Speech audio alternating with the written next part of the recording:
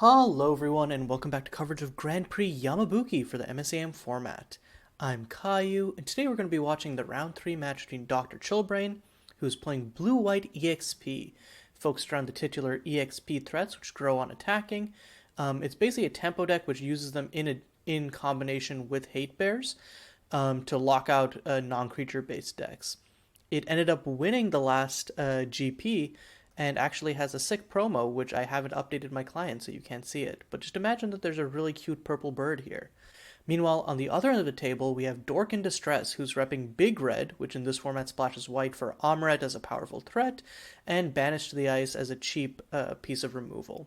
Overall, Big Red is another strong contender in the meta. It 3 copies of it converted to top 8 last tournament. And Dork has, I think, been one of the early adopters or early, I guess, deck specialists, been repping it for a while now. So far, Chillbrain started off with a turn 1 Eager Hatchling. Dork is going to answer it with a Ferocious Flame. Turn 2, or then main 2, Chillbrain does not have a double blue to play the Tidepool Turtle, so he's just going to Cyberus Clan Arbiter, but this actually ends up probably being better.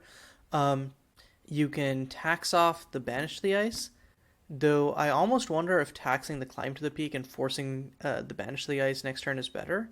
Yeah, so what's going to happen here is Dork does not have a turn 3 play now. The only thing they can do is Banish the Ice, the Arbiter.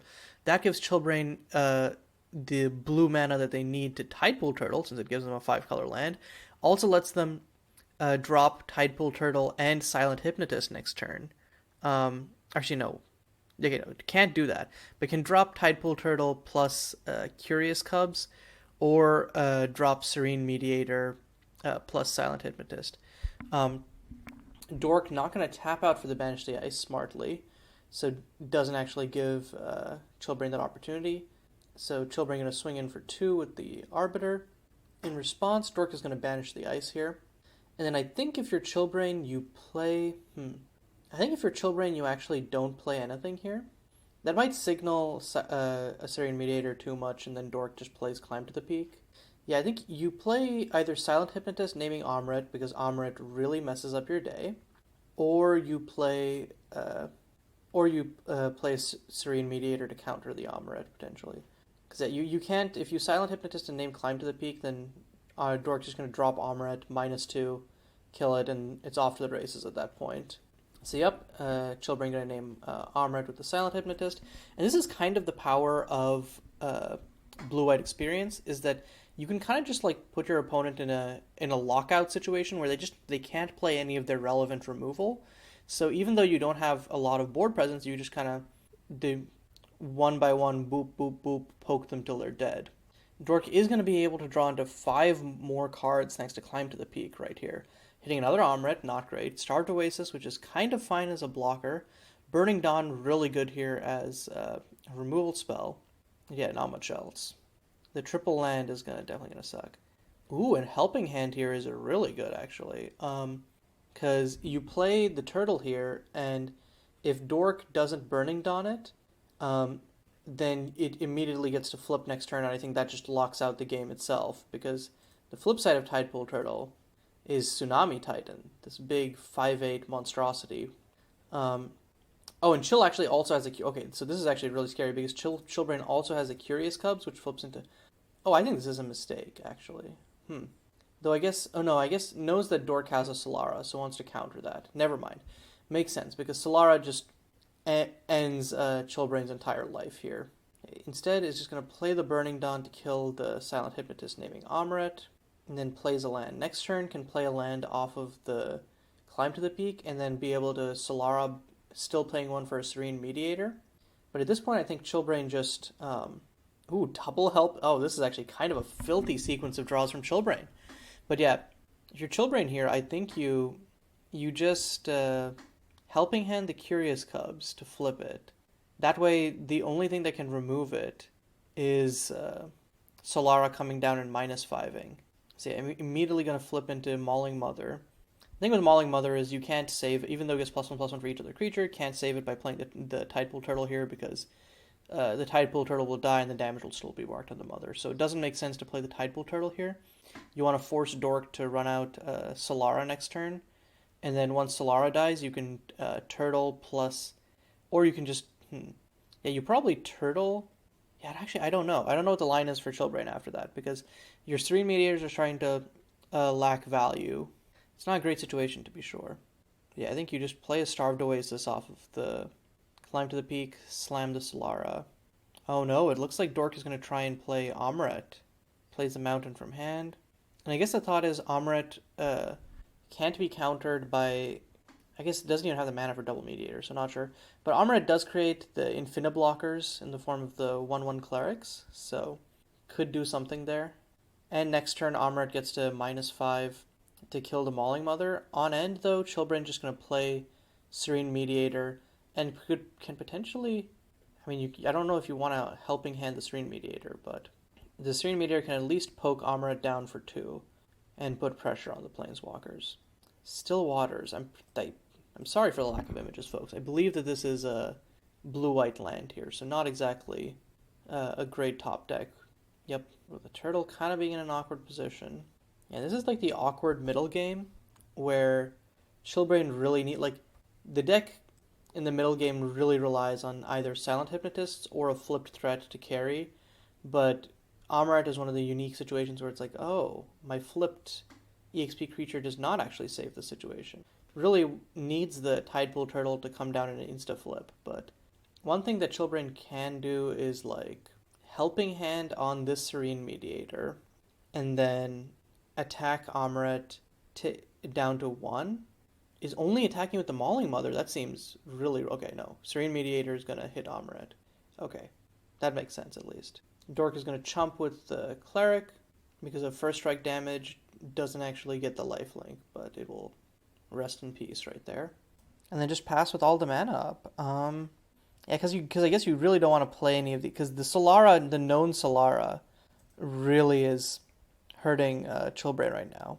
Because as soon as Dork decides to drop Solara, the game is kind of...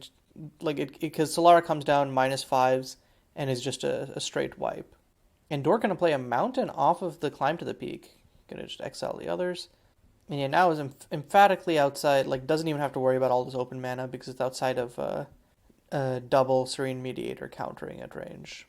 And I think that even if Solara kills the Amoret that Dork has, it doesn't really matter.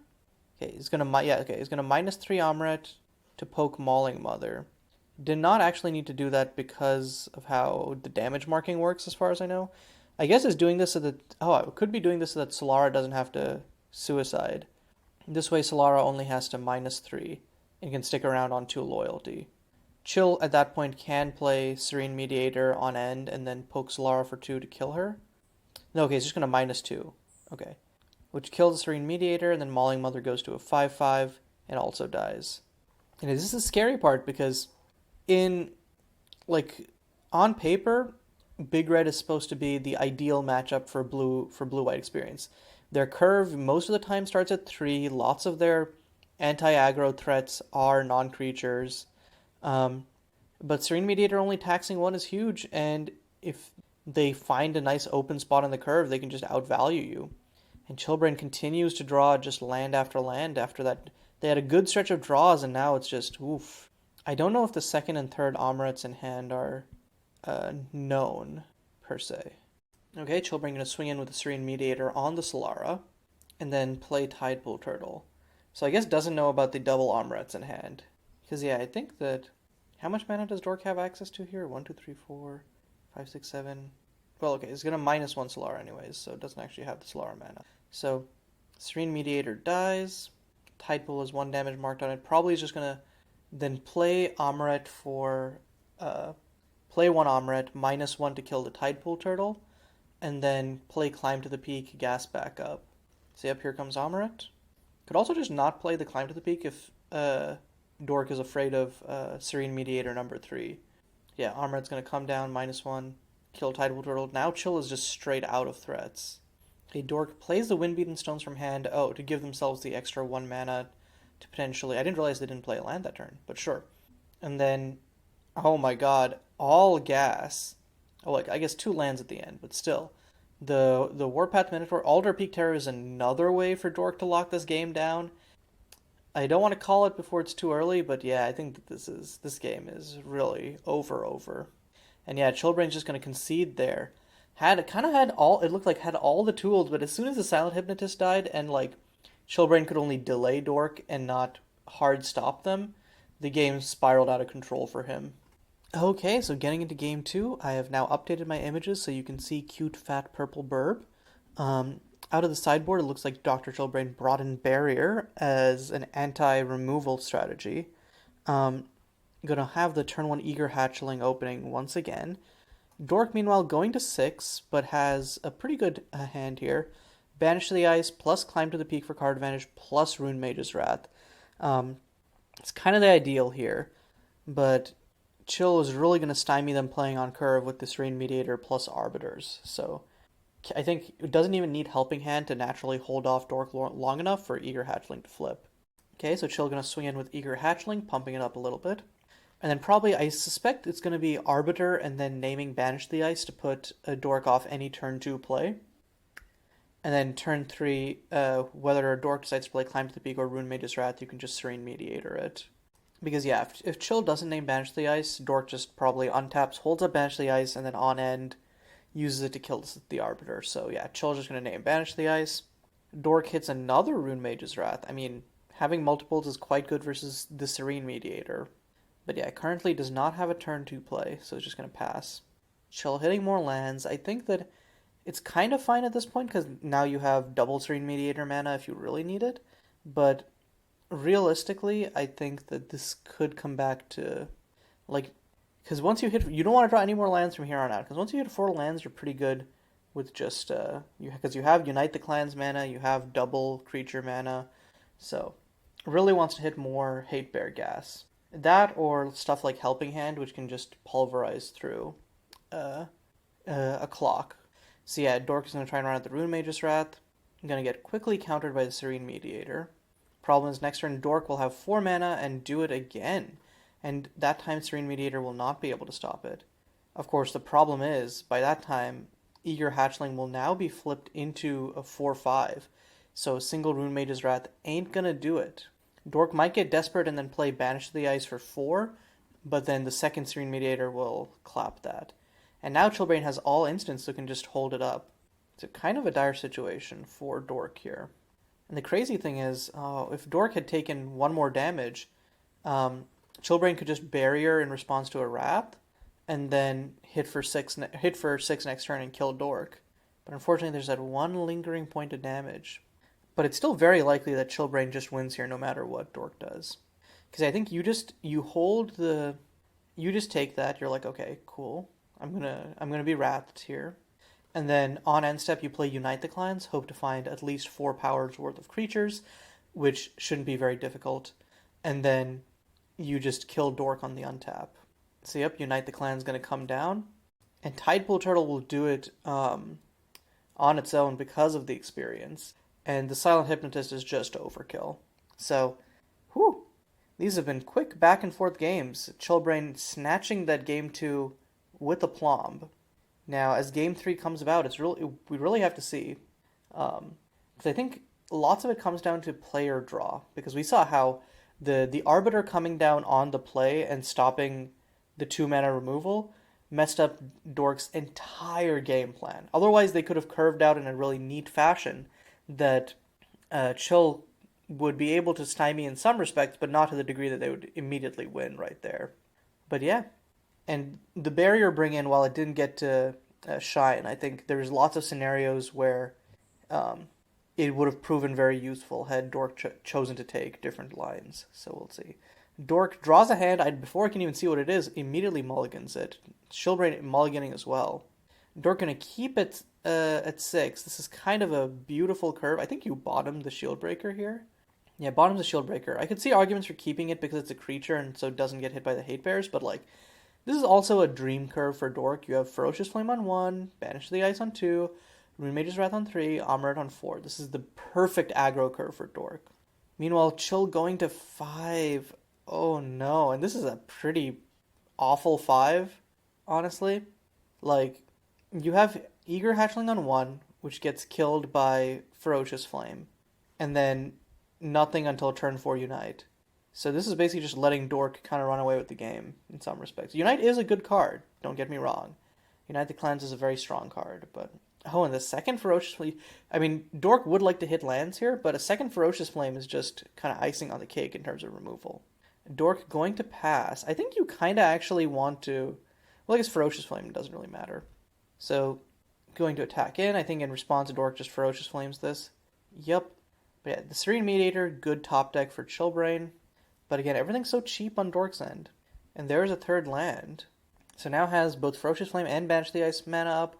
And can Amaret next turn if Chillbrain goes Shield. If Chillbrain chooses to Serene Mediator here, yeah, okay. And I think before Chillbrain passes, you just Ferocious Flame this. Yep, Dork is just going to Ferocious Flame it. Barrier top deck from Chillbrain has no threats. It's just going to pass. Now, if Dork top decks a land, they have to weigh whether they want to gamble into hitting another Serene Mediator. They do hit the land. So the question is, will Dork slam the Amaret or play more cautiously and wait for Chillbrain to play more things? Is going to wait until they hit the 5th land, but Chillbrain has the Unite the Clans here and the 4th land for it as well. So Chillbrain just going to pass. Honestly, this Unite the Clans could just put Chillbrain back into the game. Of course, Rune Mage's Wrath is still on the table, but if they hit like an Arbiter or something, so Chill is going to drop the Unite the Clans. Hits Arbiter and Mediator doesn't do anything. The Arbiter... What do you even tax with this? You could tax Banish to the Ice, I suppose? Or no, you want to tax the Wrath so that it's uncastable. Or Amaret, it's kind of hard to decide, honestly. I think you probably want to tax the Wrath. But yeah, look, if your opponent reveals that hand, you're feeling pretty shite. There's really no good choices there. So yeah, it does name the Rune Mage's Wrath. Makes sense. It's the only card in Dork's hand which comes down as immediately like a 2-for-1 or more. Helping Hand, an interesting draw. You can Helping Hand on the Arbiter, and then Barrier on the Serene Mediator to save them from... Okay, in response, Dork is going to try and Banish to the Ice on the Arbiter. Chillbrain will Barrier. Will Dork play another Banish to the Ice in response? I don't see any reason not to, honestly. I guess the reason not to play Banish to the Ice here is you could get super blown out by another Serene Mediator, but Dork is just going to double Banish the Ice there, taking out the Arbiter. Now the question is, will Chillbrain commit to the main phase 2? I don't think you... Yeah, no, because Chill knows that Dork has the Rune Mage's Wrath. So ideally you should just pass here, and then try to spook Dork. But Dork draws the Burning Dawn, so doesn't have to be afraid of Serene Mediator when this comes in. So yep, just going to drop it to kill the Mediator. And while this game isn't quite a lock yet, it's pretty close, is what I would say. One good draw from Chill, like a Silent Hypnotist there, would have been amazing, but no, just another Helping Hand. Helping Hands are amazing in the fast start, not so great here. Okay, gonna play Silverarm Spellblade, and then immediately Helping Hand it to make it a 5/4. That actually scans. This forces Dork to waste their Amaret to kill it, but now is tapped out, so... Yeah, Dork will have to waste their one current win con to be able to kill it. Still has Burning Dawn Engrave though, so as soon as Dork draws 2 more lands, effectively has 1 more card in their hand, thanks to the Burning Dawn's Invoke. Oh, and Eager Hatchling plus the Helping Hand, kind of a neat combo. This could actually swing, if Dork doesn't use the Rune Mage's Wrath here, or doesn't draw another removal spell, could be deadly. There is that 5th land for, getting 1 closer to the Burning Dawn, but they're tapping 3. So are going to trade 1-for-1 with the Rune Mage's Wrath, which I think makes sense in this scenario. You don't want them to top deck a Helping Hand. No is untapping. Just passes. This is actually the nightmare scenario for Dork. I think that was a really bad mistake there. And now Chillbrain even has the barrier to protect it from spot removal. Yeah, Dork saying shit. This is like Dork had the game locked down. But now... And the Realized Hatchling doesn't even trade with the Burning Dawn, because the Burning Dawn dragon is actually a 4/4. So that one turn may have been a match-losing punt for Dork. Hits the 6th land, can double Rune Mage's Wrath, but if Dork decides to do that, they get blown out by the barrier. Just passing, that's really bad. Dork should have at least invoked the Burning Dawn totem. Yeah, I don't know what Dork was thinking there. Maybe Dork forgot about the Burning Dawn totem? Okay, he's just gonna eat 4 from the realized hatchling, and then can drop another eager hatchling as just desserts. Yup. Man, this was Dork's game to lose, and it looks like they just might. Oh man. Okay, Warpath Minotaur acts as pseudo removal for the eager hatchling, but not much else. It looks oh no, it looks like Dork might double Rune Mage's Wrath here. Yeah, okay, he's gonna Rune Mage's Wrath 1. Chillbrain says thinking. I think that's kind of a mistake on Chillbrain's part. They shouldn't reveal that they okay. No, Chillbrain's gonna immediately barrier to protect the eager hatchling. And wow, no, it's Chillbrain's turn to punt, actually. Oh man, Chillbrain just threw this game away. By using the barrier too early, Dork can now play the second Rune Mage's Wrath to kill both. This has been a back and forth of timing mistakes. I don't think that the eager hatchling was worth protecting with the barrier. I think that was a really really bad play from Chillbrain there, because your flipped eager hatchling is what is carrying you to victory. The Togetic. You want to protect that at all costs. If Dork had another removal spell, like what are you? Okay, now you're stuck with a 0/1 versus a Burning Dawn next turn. That just doesn't make sense. Chillbrain top decking a Helping Hand. That's not an actual threat. Warpath Minotaur, I think, just distinctly locks down the game here. Yeah, drops a Warpath Minotaur. Yeah, whatever Chillbrain drops into that is just going to die. Now Chillbrain literally cannot play a creature without it. Or I guess... Oh, and the third Rune Mage's Wrath off the Warpath Minotaur journey. Well, might make me eat my words. Tidepool Turtle, if Dork doesn't... Okay, so... Oh, and is going to immediately buff... Oh! Oh! Oh my god! Yeah, the immediate Helping Hand makes so much sense. Yeah. Because now Dork can't pick up the Rune Mage's Wrath and kill it. And if Tidepool Turtle flips, it has hexproof. Oh my god! That was actually the most insane set of draws for Chillbrain. Chillbrain might actually claw his way. But now Dork does have the double glyph to hit a removal spell. A Banish to the Ice will be able to just kill the Tidepool Turtle here. Or that, or the 4th copy of Rune Mage's Wrath. He's gonna glyph, puts a Plains on the bottom with the first glyph, and then Merciless Shieldbreaker on the bottom. Draws an Amoret, perfect. Oh, Chillbrain saying 2 bottoms. That's what we like to see, but jinxes it. Amoret is gonna come down and immediately War Leader's Helix the Tidepool Turtle. This has been such a back and forth game. See, that's just gonna kill the Tidepool Turtle. Warpath Minotaur is gonna start putting down a beating, and Chillbrain is empty-handed. Meanwhile, Dork has Burning Dawn and Grave as another threat, as well as the Starved Oasis as another threat. Chillbrain drawing a Silent Hypnotist. The Silent Hypnotist can name Burning Dawn, but then it just eats a Rune Mage's Wrath. So, don't know if it's really worth. Ooh, it's going to name Rune Mage's Wrath. Okay. That actually, I mean, that one I think Dork just ignores and then grabs the Burning Dawn. Oh no, it's going to activate Starved Oasis. Interesting. I think Dork might have forgotten about the Invoke on Burning Dawn.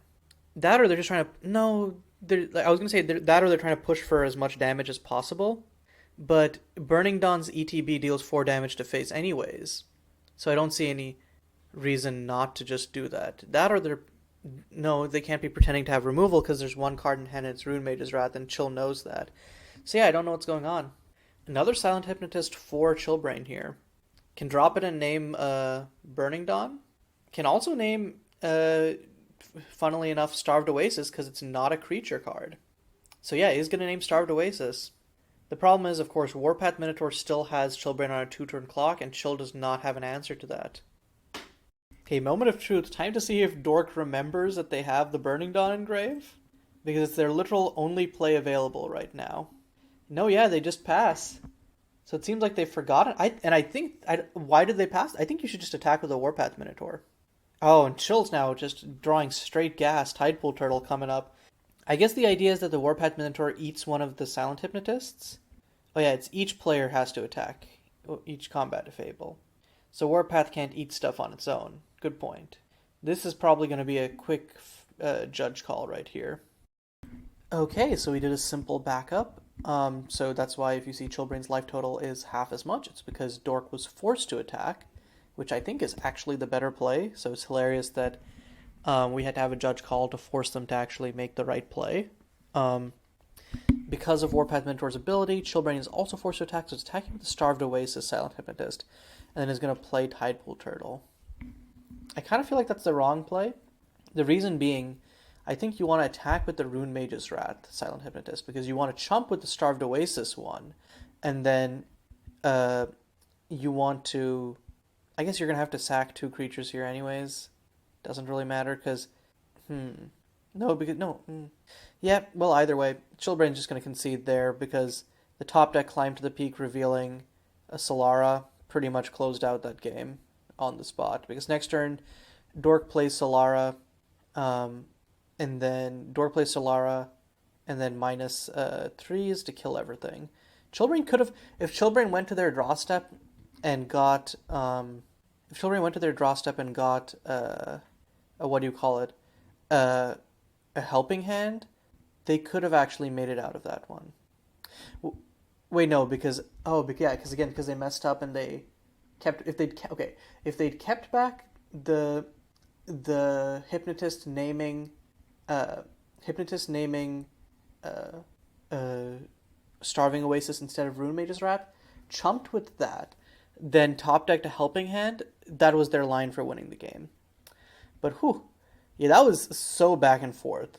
Like, from the opener, it seemed like it was a shoo-in for Dork, and Dork kind of locked down the game, but then that one Togepi got in underneath the Rune Mage's Wrath, and then was threatening to take over the entire game until Chillbrain punted with the barrier and threw it all away. But yeah, despite all of that, good games to both players.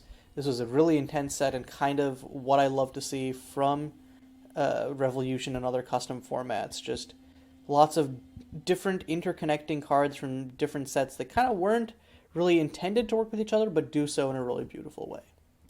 But yeah, until next time, this is Caillou signing off.